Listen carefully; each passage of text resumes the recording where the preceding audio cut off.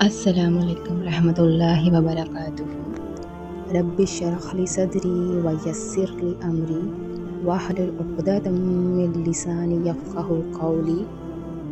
اعوذ باللہ من الشیطان الرجیم، بسم اللہ الرحمن الرحیم۔ آج کی حدیث نمبر ہے وما تواضع احد للہ الا رفعہ اللہ۔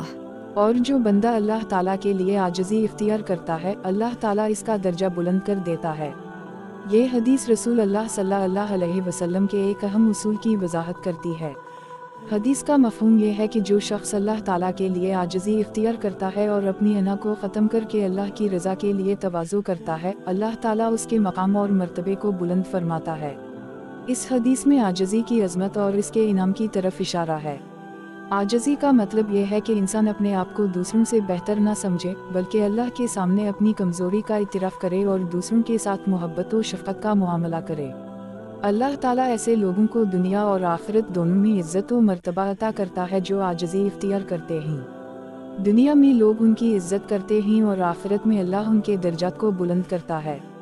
اس حدیث میں بالواسطہ طور پر غرور اور تکبر کی مذمت بھی کی گئی ہے۔